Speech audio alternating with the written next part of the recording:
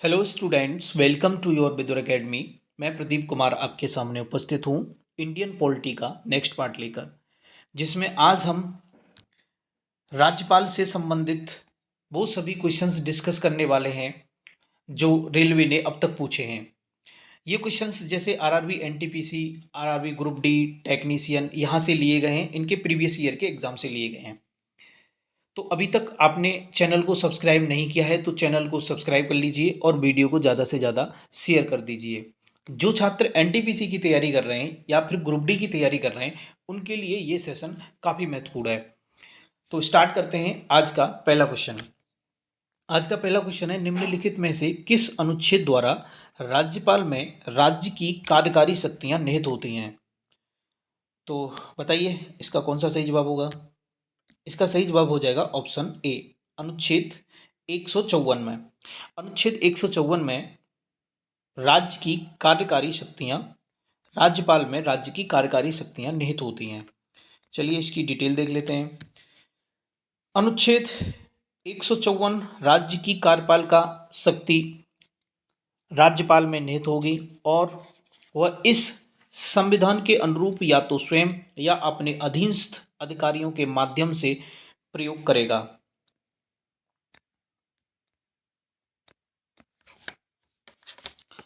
राज्यपाल संविधान के भाग 6 में अनुच्छेद 153 से 167 के अंतर्गत आता है। राज्यपाल की नियुक्ति राष्ट्रपति द्वारा की जाती है और वह राष्ट्रपति के पश्चात पर्यंत पद धारण करता है। राज्यपाल राज्यपाल राज्य का मुख्य कार्यकारी प्रमुख होता है। 1956 के 7वें संवैधानिक संशोधन अधिनियम ने एक ही व्यक्ति को दो या दो से अधिक राज्यों के लिए राज्यपाल के रूप में नियुक्त करने की सुविधा प्रदान की थी। चलिए अगला क्वेश्चन डिस्कस करते हैं। भारतीय संविधान के अनुसार इनमें से कौन सा राज्य कार्यपालिका का एक अंग है? तो इसका सही जवाब हो जाएगा ऑप्शन डी, राज्य का राज्यपाल। ये भारतीय संविधान के अनुसार राज्य कार्यपालिका का एक अंग है। राज्य की कार्यपालिका में राज्यपाल और मुख्यमंत्री के नेतृत्व में मंत्रिपरिषद होती है। संविधान के अनुच्छेद 168 के अनुसार प्रत्येक राज्य के लिए एक विधानमंडल होगा जो राज्यपाल और दो सदनों से मिलकर बनेगा। जहां किसी राज्य के विधानमंडल के दो सदन हैं, वहां एक नाम विधान परिषद और दूसरे का नाम विधानसभा होगा। एक का विधान परिषद और दूसरे का विधानसभा। राज्य के राज्यपाल की नियुक्ति राष्ट्रपति के द्वारा की जाती है। यह राष्ट्रपति के प्रसाद पर्यंत पद धारण करता है। भारत का नागरिक जिनकी आयु 35 वर्ष है इस पद पर नियुक्ति के पात्र होते हैं।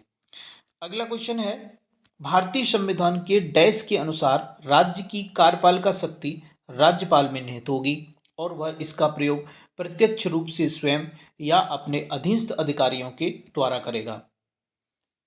तो इसका सही जवाब हो जाएगा ऑप्शन डी, आर्टिकल 154 में। आर्टिकल 154 ये कहता है कि राज्य की कार्यपालिका शक्ति राज्यपाल में निहित होगी और वह इसका प्रयोग प्रत्यक्ष रूप से स्वयं या अपने अधीनस्थ अधिकारियों के द्वारा करेगा। भारतीय संविधान के अनुच्छेद 154 के अनुसार राज्य की कार्यपालिका शक्ति राज्यपाल में निहित होगी और वह इसका प्रयोग प्रत्यक्ष रूप से स्वयं या अपने अधीनस्थ अधिकारियों के द्वारा करेगा।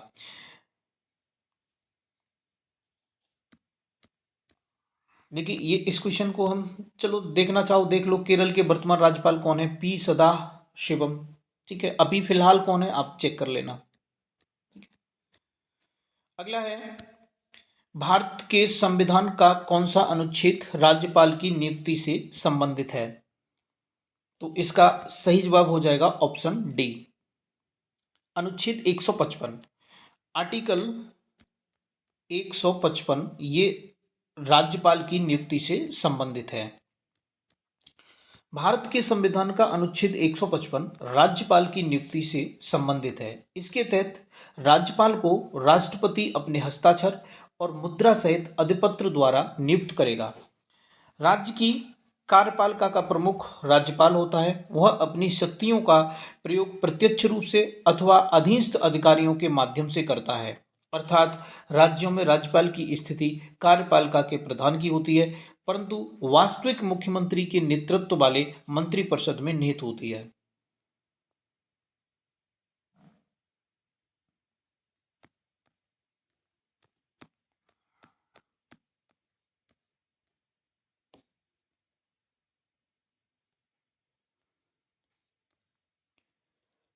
अगला क्वेश्चन है, निम्नलिखित में से किसे भारतीय संविधान के अनुच्छेद 161 के तहत क्षमादान देने की शक्ति प्रदान की गई है?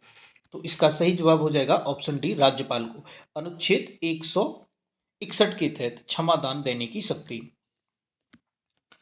आर्टिकल 161 के अकॉर्डिंग राज्य के राज्यपाल को उस विषय संबंधी जिस विषय पर उस राज्य की कार्यपालिका शक्ति का विस्तार है, इसके तहत किसी अपराध के लिए सिद्ध दोष ठहराए गए किसी व्यक्ति के दंड को क्षमा, उसका प्रतिलंबन, विराम या परिहार की अथवा दंडादेश की लघुकरण की शक्ति होगी।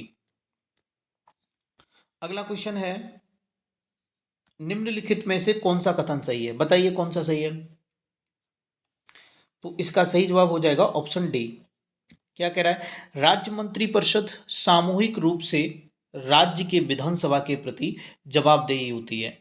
राज्य मंत्रिपरिषद सामूहिक रूप से राज्य के विधानसभा के प्रति जवाबदेही होती है। आर्टिकल 163 के अनुसार राज्यपाल को सहायता और सलाह देने के लिए एक मंत्रिपरिषद होगी जिसका प्रधान मुख्यमंत्री होगा। मंत्रिपरिषद राज्य की विधानसभा के प्रति सामूहिक रूप से उत्तरदायी होती है। अगला है, भारतीय संविधान के अनुसार इनमें से कौन सा राज्य के राज्यपाल की नियुक्ति का पात्रता मापदंड नहीं है? तो इसका सही जवाब हो जाएगा ऑप्शन सी। उसे राज्यसभा के सदस्य के रूप में चुनाव के लिए अर्ह होना चाहिए। भारतीय संविधान के अनुसार कौन सा राज्यपाल की नियुक्ति की पात्रता का मापदंड नहीं है? तो ये नहीं है, ये जरूरी नहीं है, ठीक है। उसे राज्यसभा के सदस्य के रूप में चुनाव का होना चाहिए। बाकी भारत का नागरिक हो ये जरूरी है। 35 वर्ष की आयु हो या इससे अधिक हो चलेगा। वह किसी अन्य लाभकारी पद पर आसीन नहीं होना चाहिए। भारतीय संविधान के अनुच्छेद 157 और अनुच्छेद 158 में राज्यपाल पद हेतु आवश्यक पात्रता निर्धारित की गई है जो निम्नलिखित हैं। वह भारत का नागरिक होना चाहिए, 35 वर्ष की कम से कम आयु होनी चाहिए, वह न तो संसद और न किसी सदन का सदस्य हो और ना ही राज्य विधायिका का, वह किसी भी लाभ के पद पर न हो। राज्यपाल की नियुक्ति का पात्रता मापदंड नहीं है। अगला है कि भारत किसी राज्य के राज्यपाल के रूप में नियुक्ति के लिए निर्धारित न्यूनतम आयु कितनी है? तो इसका सही जवाब हो जाएगा ऑप्शन डी, ठीक है, 35 वर्ष। भारत में किसी राज्य के राज्यपाल के रूप में नियुक्ति के लिए निर्धारित न्यूनतम आयु सीमा 35 वर्ष है। साथ ही वह भारत का नागरिक हो, किसी प्रकार के लाभ के पद पर न हो, वह राज्य विधानसभा का सदस्य चुने जाने योग्य हो।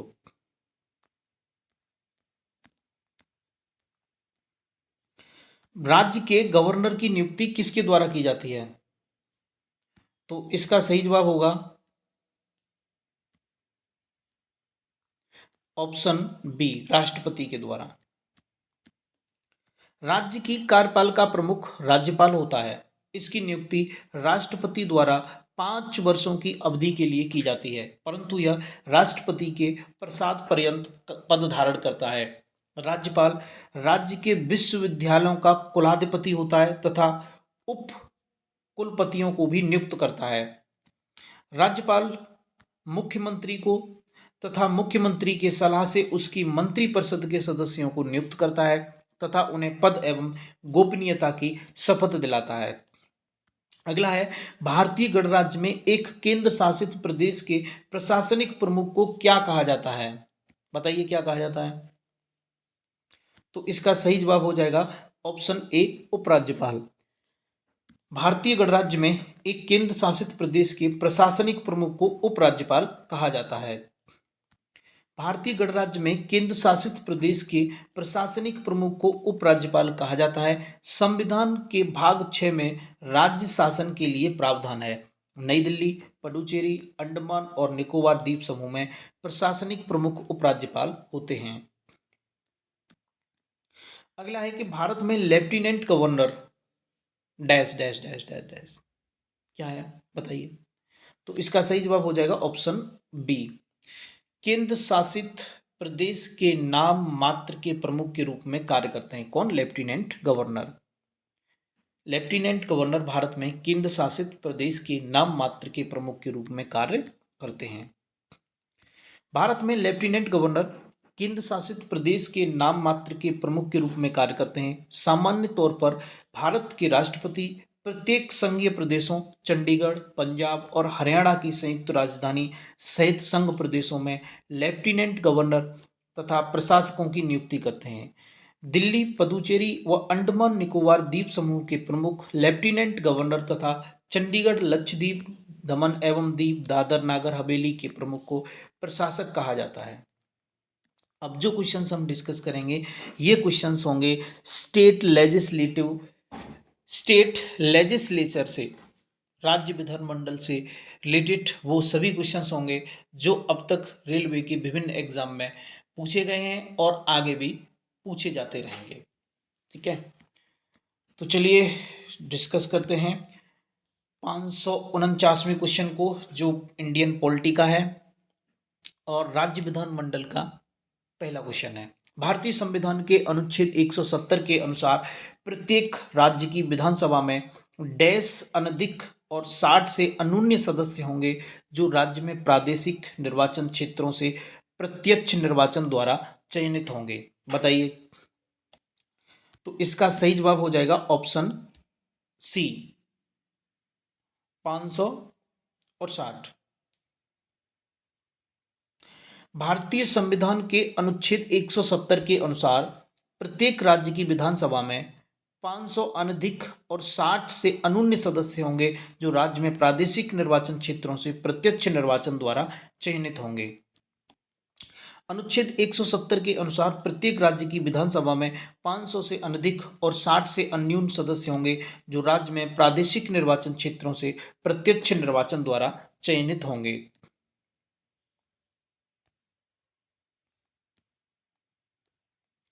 अगला है जब भारत की तरह विधानमंडल दो सदन होते हैं, जब भारत की तरह विधानमंडल दो सदन होते हैं तो इसे डैश विधानमंडल कहा जाता है। तो इसका सही जवाब हो जाएगा ऑप्शन सी, द्विसदनीय। जब भारत की तरह विधानमंडल के दो सदन होते हैं तो इसे द्विसदनीय विधानमंडल कहा जाता है।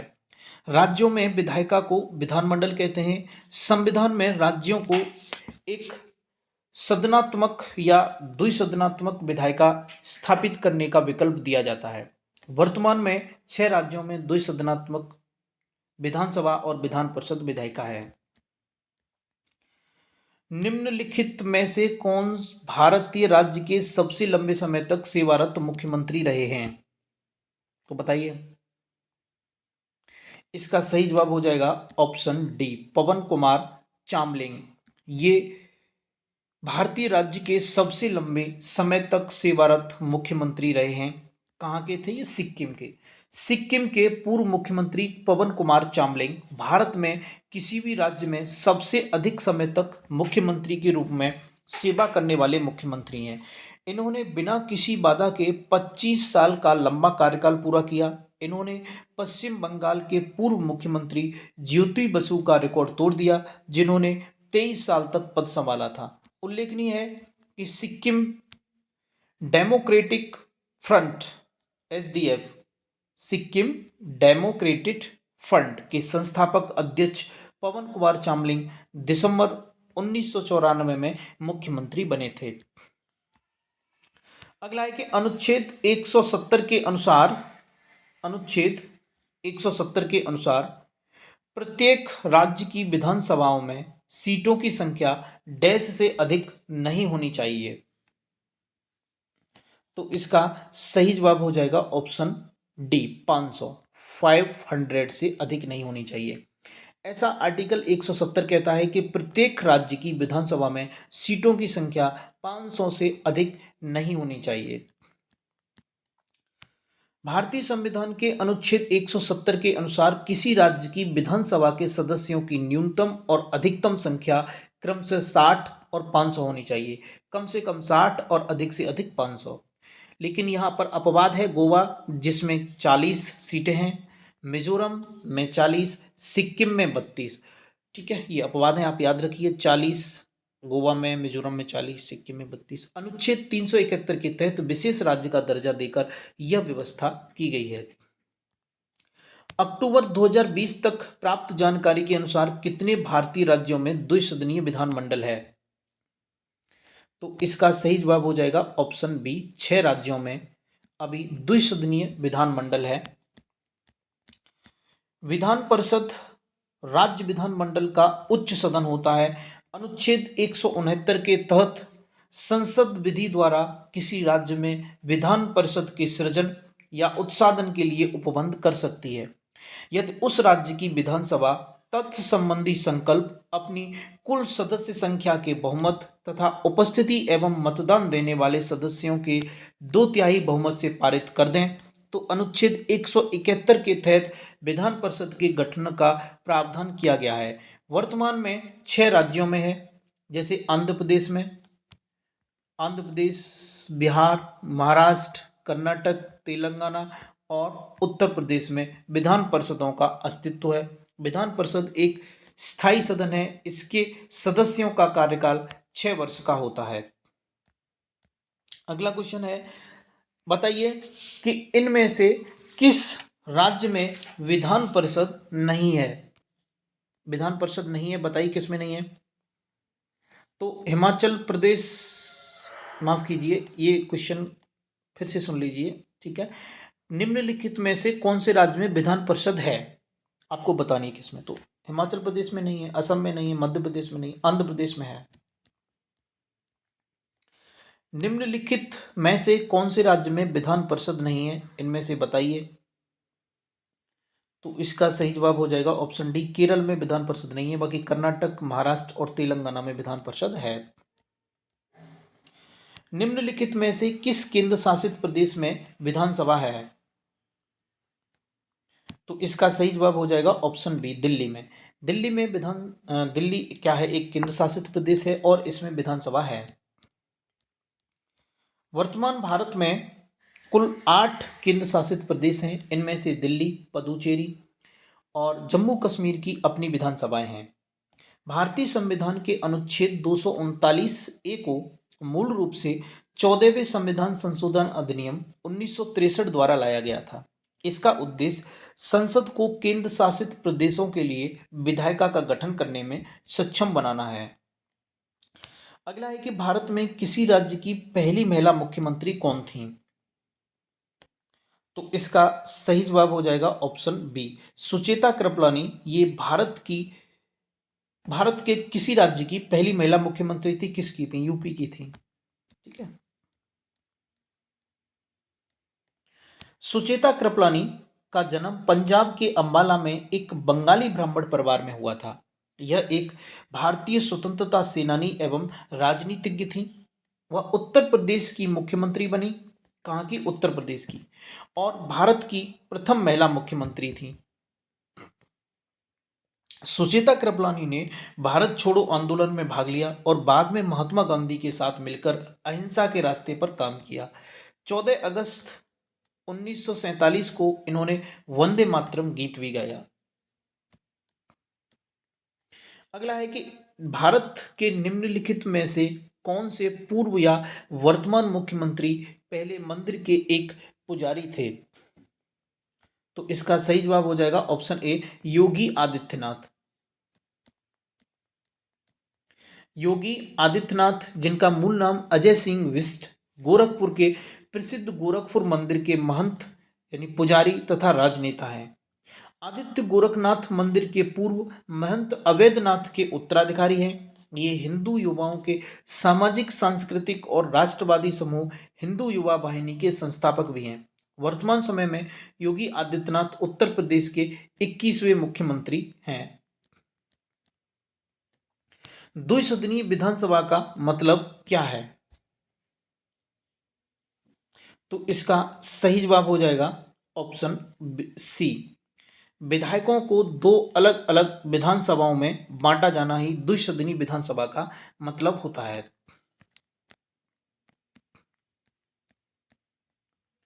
द्विसदनीय विधानसभा का तात्पर्य है कि विधानसभा और विधान परिषद, जबकि विधानसभा निम्न सदन और विधान परिषद उच्च सदन है, अतः विधायिका को दो अलग अलग विधानसभाओं में बांटा जाता है।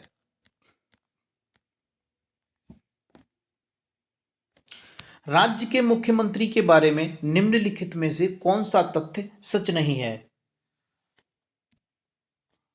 तो इसका सही जवाब हो जाएगा ऑप्शन ए। राज्य स्तर पर मुख्यमंत्री का पद केंद्र में राष्ट्रपति के पद के समरूप होता है, ये बिल्कुल भी सच नहीं है। बाकी राज्यपाल केवल उन व्यक्तियों को मंत्री नियुक्त करता है जिनके लिए मुख्यमंत्री सिफारिश करता है, ये बिल्कुल सही है। मुख्यमंत्री राज्य योजना बोर्ड का अध्यक्ष होता है, ये भी सही है। राज्यपाल द्वारा मुख्यमंत्री को तब तक निष्कासित नहीं किया जा सकता जब तक उसके पास विधानसभा में बहुमत प्राप्त है, ये भी बिल्कुल सही है।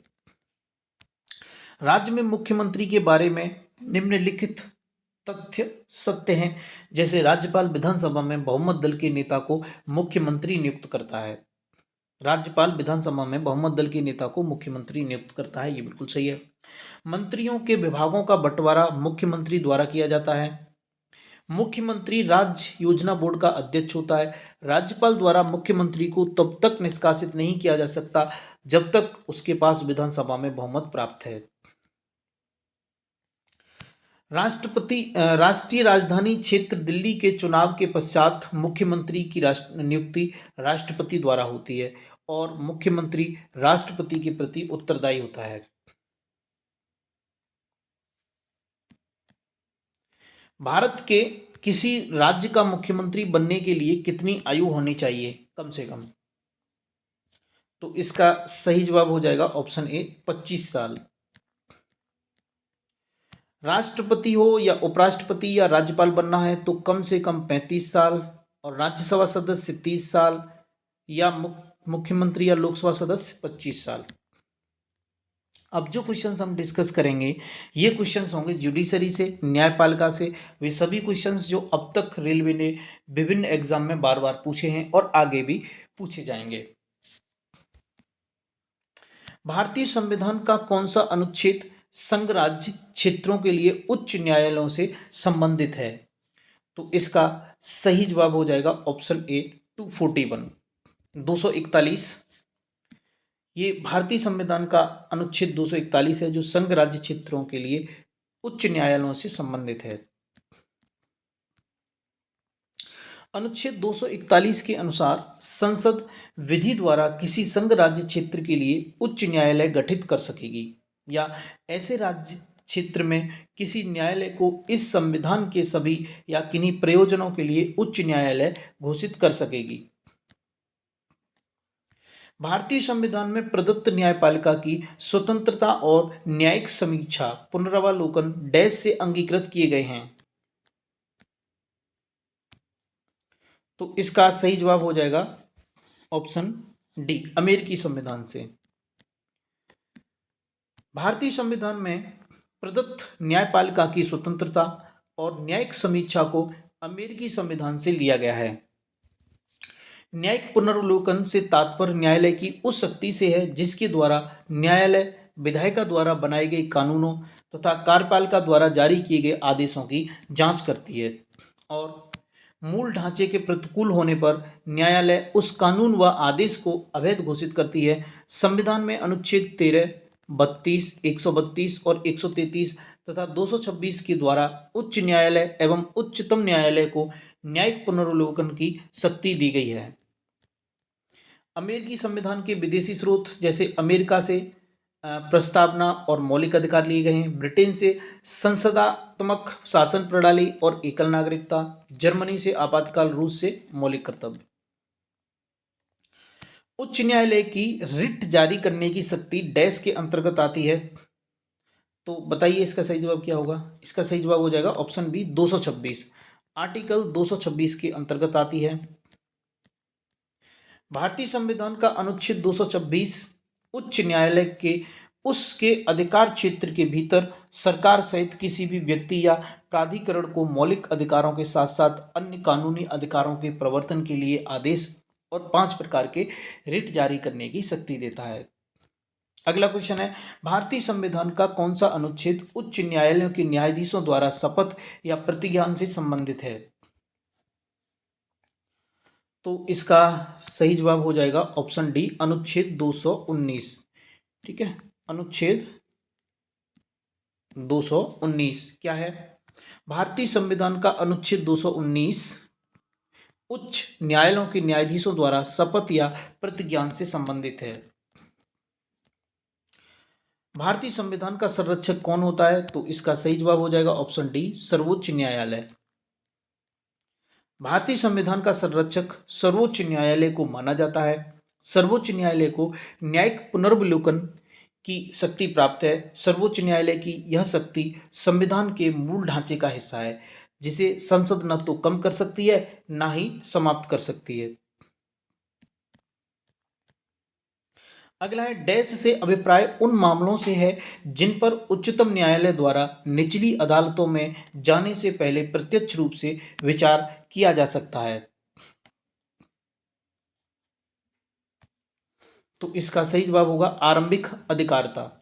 आरंभिक अधिकारिता का अभिप्राय उन मामलों से है जिन पर उच्चतम न्यायालय द्वारा निचली अदालतों में जाने से पहले प्रत्यक्ष रूप से विचार किया जा सकता है।